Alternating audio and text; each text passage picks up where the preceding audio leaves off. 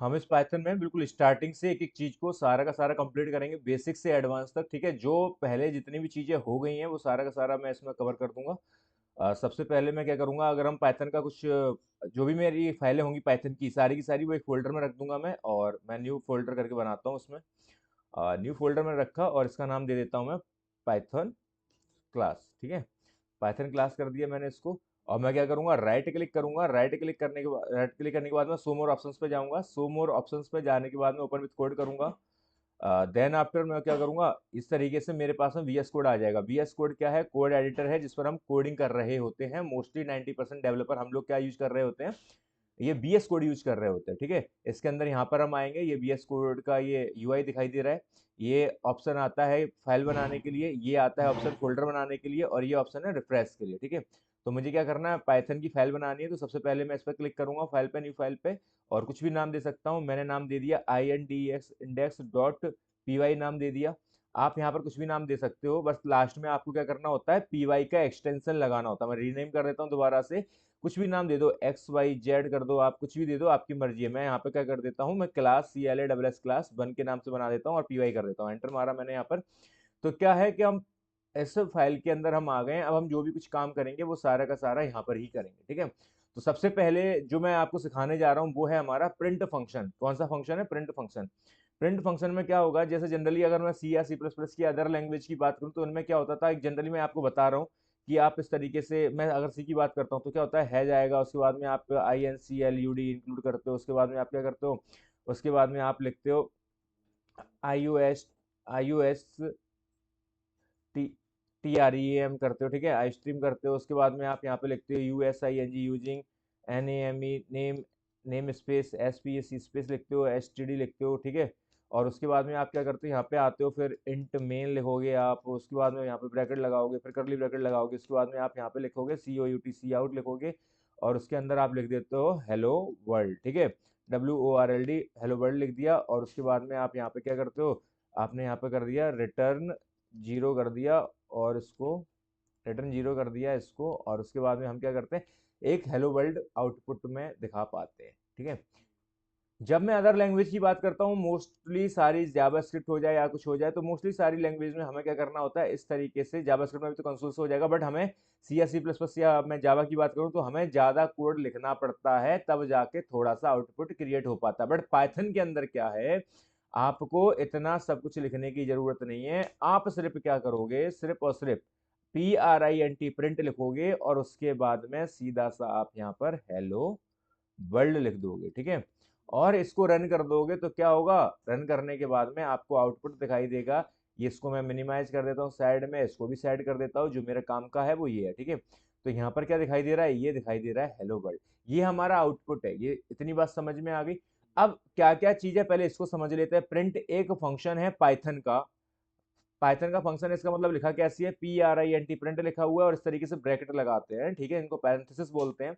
ये पाइथन का प्रिंट एक नाम का फंक्शन है, जिसका काम ये है कि जो कुछ भी मैं इसके अंदर लिखूंगा वो सारा का सारा हमको क्या करेगा, ये दिखाई देगा। इतनी बात समझ में आ गई।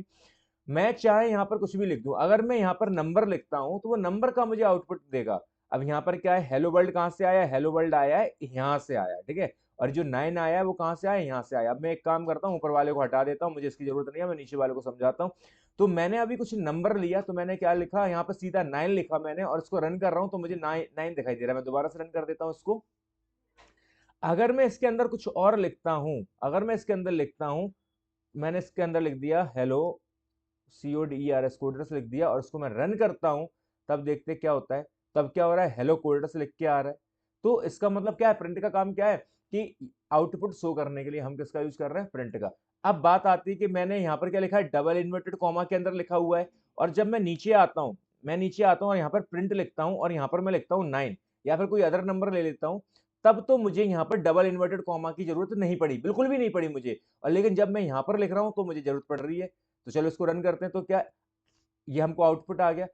क्या हो सकता है अगर बिना डबल इन्वर्टेड कॉमा के अगर मैं लिखूं तो, देखो जरा मैं इसको रिमूव करता हूं यहाँ से। ठीक है, यहाँ से मैंने इसको रिमूव किया, मतलब कि डबल इन्वर्टेड कॉमा को मैंने हटा दिया, तो क्या हुआ, यहाँ पर मुझे एरर शो करने लगा है। और अगर मैं इसको रन करता हूं तब भी मेरा क्या आएगा, ये बता रहा है सिंटेक्स एरर आ रहा है। इसका मतलब क्या है कि मैंने सही तरीके से नहीं लिखा।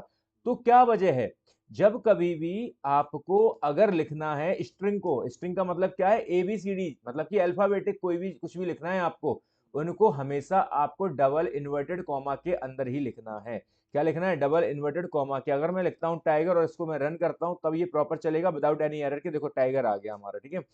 तो इसका मतलब ये है कि अगर जब कभी भी मैं स्ट्रिंग लिखूंगा, मतलब कि स्ट्रिंग का मतलब क्या है, जो डबल इन्वर्टेड कॉमा के अंदर लिखी जाएगी वो सारी की सारी चीजें क्या होंगी, स्ट्रिंग होंगी। अगर मैं अल्फाबेटिक कुछ भी चीज लिखना चाहता हूँ वो सारा का सारा मुझे कहाँ लिखना पड़ेगा, वो मुझे डबल इन्वर्टेड कॉमा के अंदर ही लिखना पड़ेगा। ठीक है, ये तो बात समझ में आ गई। दूसरी वाली बात क्या है, जो कुछ भी मैं लिखूंगा डबल इन्वर्टेड कॉमा के अंदर उसको मैं क्या कहूंगा, स्ट्रिंग कहूंगा। क्या कहूंगा उसको, उसको कहा जाएगा string स्ट्रिंग। और इसको मैं कर देता हूं कमेंट, कमेंट ये मैंने कर दिया। तो मैं किसके बारे में बात कर रहा हूँ, स्ट्रिंग। स्ट्रिंग किसको कहेंगे, जो कुछ भी, मैं यहाँ पे लिख देता हूँ, जो कुछ भी यहाँ पे लिखा जाएगा बिटवीन, जो भी इन्वर्टेड कॉमा है, डबल इन्वर्टेड कॉमा है, उसके अंदर जो मैं लिखूंगा वो सारा का सारा क्या होगा, वो स्ट्रिंग कहलाएगा। इतनी बात समझ में आ गई, ठीक है। अब मैं चाहूं तो डबल इन्वर्टेड की जगह मैं क्या कर सकता हूँ, सिंगल इन्वर्टेड का भी यूज कर सकता हूँ। किसका यूज कर सकता हूँ, सिंगल इन्वर्टेड। तब भी कोई प्रॉब्लम नहीं आएगी। अगर मैं इसको रन करूं तो क्या हुआ, टाइगर आ गया।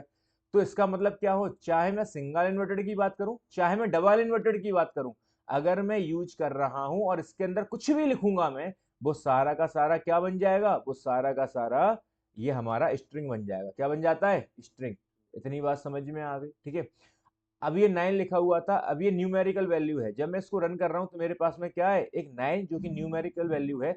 अगर मैं इसको भी डबल इन्वर्टेड कॉमा के अंदर लिख देता हूं, किसके अंदर लिख देता हूं, डबल इन्वर्टेड कॉमा के अंदर, तो इस वक्त ये 9 भी क्या कहलाएगा, स्ट्रिंग कहलाएगा। क्या कहलाएगा इस वक्त भी ये, स्ट्रिंग। तो स्ट्रिंग की डेफिनेशन क्या है, जो डबल इन्वर्टेड कॉमा के अंदर लिखा जाए, चाहे सिंगल इन्वर्टेड कॉमा हो चाहे डबल इन्वर्टेड कॉमा हो, वो कुछ भी लिखूंगा वो सारा का सारा स्ट्रिंग कहलाएगा, ठीक है। और वो सारा का सारा जो भी लिखूंगा वो सारा का सारा मेरा प्रिंट भी हो जाएगा।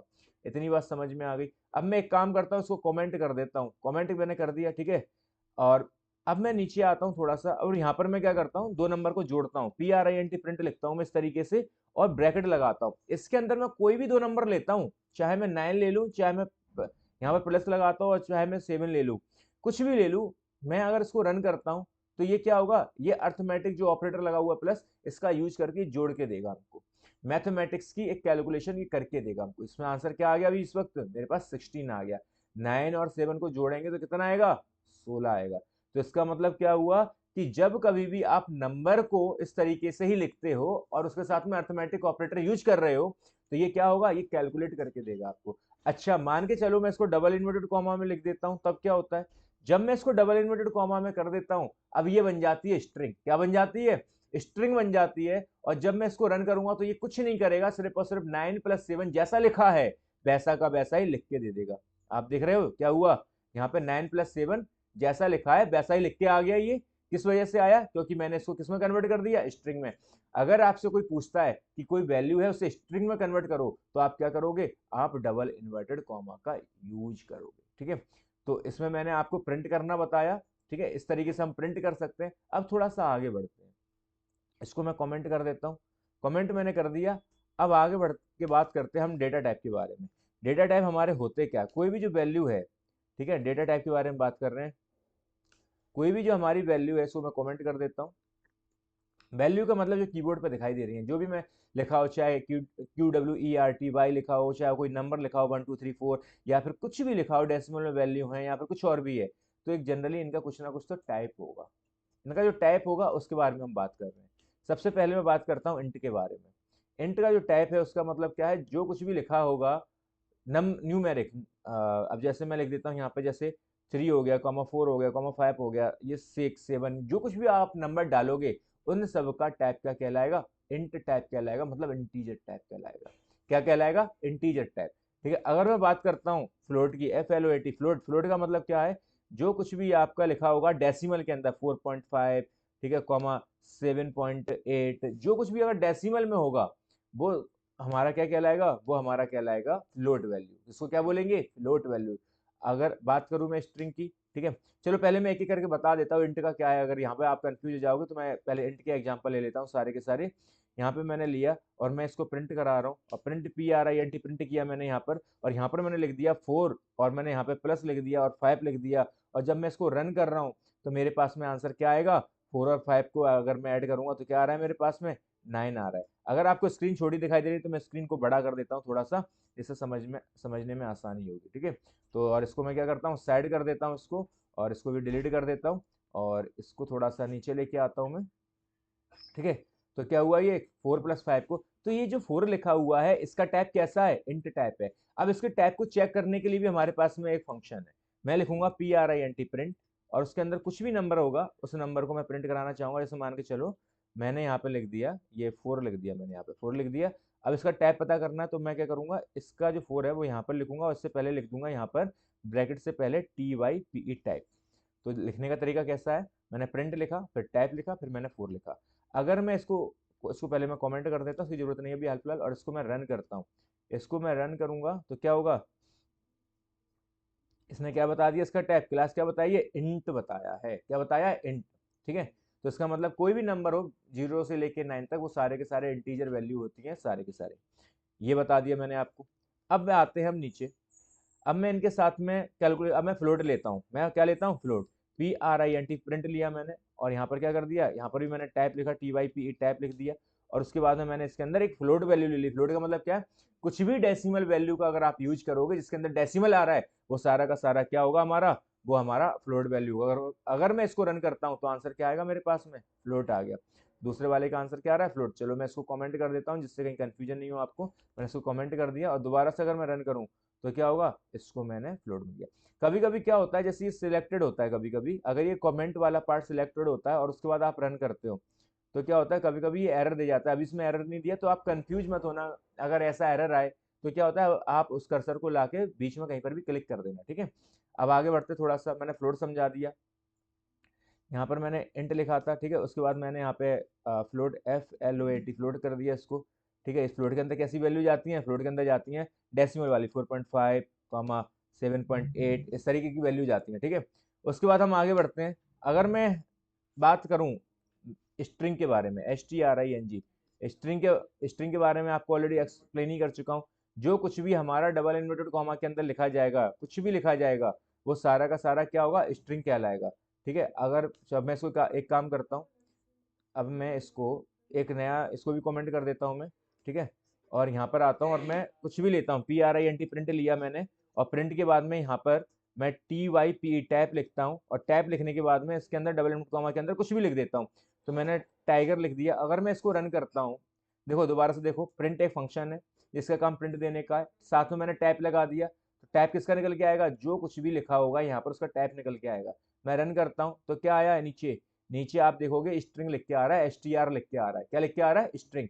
तो इसका मतलब क्या है, जो डबल इन्वर्टेड कॉमा के अंदर लिखा हुआ है उसका टाइप क्या होता है, स्ट्रिंग होता है। अच्छा, मैंने आपसे एक चीज और बोली थी कि अगर मैं इसको सिंगल इन्वर्टेड कॉमा का यूज करूं तब क्या होगा। अगर मैं सिंगल इन्वर्टेड कॉमा का यूज करता हूं उस वक्त क्या होगा, उस वक्त भी आपका क्या होगा, टैब क्या बता रहा है, ये स्ट्रिंग बता रहा है, ठीक है। इसको मैं कमेंट कर देता हूँ, कमेंट मैंने कर दिया। अब मैं आता हूँ आगे, अब मैंने स्ट्रिंग बता दिया आपको। अब मैं बात कर रहा हूँ बुलियन के बारे में। किसके बारे में बात कर रहा हूँ मैं, बुलियन। बुलियन के बारे में बात करते हैं। बुलियन में आएगा क्या है, बुलियन में आता है या तो ट्रू होगा या फिर फॉल्स होगा। कंडीशन के बारे में बात हो रही होती है। कंडीशन के बारे में कैसे बात होती है बताता हूँ अभी मैं। जैसे हम जाते हैं, मैंने बोला ये नंबर छोटा है कि कोई बड़ा है। अब जैसे कि एग्जांपल ले लेता हूँ मैंने लिखा यहाँ पे PRINT प्रिंट लिखा, और उसके अंदर क्या हुआ, उसके अंदर मैंने लिख दिया यहाँ पर 2, और ये लिख दिया मैंने 5, ठीक है। अब मुझे बताओ, इन रियलिटी जब हम बात करते हैं मैथमेटिक्स की तो उसमें क्या होता है, 5 बड़ा होता है ना। तो अगर मैं इस तरीके से लिखूंगा तो सही है। अगर अब मैं इसको प्रिंट कर रहा हूं तो देखते हैं जरा आंसर क्या आता है। पहले मैं इसको डिलीट कर देता हूँ। क्या हो सकता है, क्या आंसर हो सकता है, जरा आप दिमाग लगाओ जरा, क्या हो सकता है। इसका आंसर आएगा ट्रू, ठीक है। क्या आ रहा है, ट्रू, क्योंकि जो ये 2 is less than 5, टू क्या है, 5 से छोटा है, जैसा लिखा है वैसा ही सही है, बात है। अगर मैं इस साइन को चेंज कर देता हूँ, अब तो गलत हो गया ना भाई। प्रकृति जो नेचुरल जो है, नेचुरल जो चीज है वो तो ये है नहीं ना कि 5 तो 2 से छोटा है, क्या 5 बड़ा है 2 से। तो इसका मतलब जो मैंने लिखा हुआ है ये गलत लिख दिया, ये साइन गलत लग गया मुझसे। तो आंसर क्या बताना चाहिए इसको, ये आंसर बताएगा फॉल्स बताएगा, ठीक है। अब इसका डेटा टाइप के बारे में भी बात कर लेते हैं। इसका डेटा टाइप क्या है, तो मैं कुछ नहीं करूंगा, यहाँ पे एक ब्रैकेट लगाऊंगा और एक ब्रैकेट मैं यहाँ पर लगाऊंगा और उसके बाद मैं क्या करूंगा, मैं उसके बाद में यहाँ पर मैं टी वाई पी टाइप लिख दूंगा और इसको मैं रन करता हूँ। ठीक है, इसको मैंने रन कर दिया तो क्या बता रहा है ये, बुलियन। क्या कौन सा टाइप बता रहा है ये, बुलियन बता रहा है। ठीक है, इतनी बात समझ में आ गई। अब एक और है हमारे पास में डेटा टाइप, जिसके बारे में बात कर लेते हैं। मैंने स्ट्रिंग बता दिया आपको, यहाँ पर मैंने स्ट्रिंग बता दिया। ठीक है, डेटा टाइप में इंट बता दिया मैंने आपको, फ्लोट बता दिया, स्ट्रिंग बता दिया, बुलियन बता दिया। और अब एक और है हमारा नन। कौन सा है, N O N E, none. None का मतलब है कुछ भी नहीं है, जिस जगह पर कुछ भी नहीं है। ठीक है, ये टाइप है हमारा। अगर मैं कुछ करता हूं, जैसे मैंने यहाँ पर लिख दिया नन, लिख देता हूँ, क्या कर देता हूँ, none, N O N E, none लिख दिया। और पहले मैं टैब लिख देता हूँ इसमें, T Y P E type, और यहाँ पर लिख दिया मैंने none, N O N E, none. अब इसको जरा चेक करते हैं क्या मिल रहा है मुझे।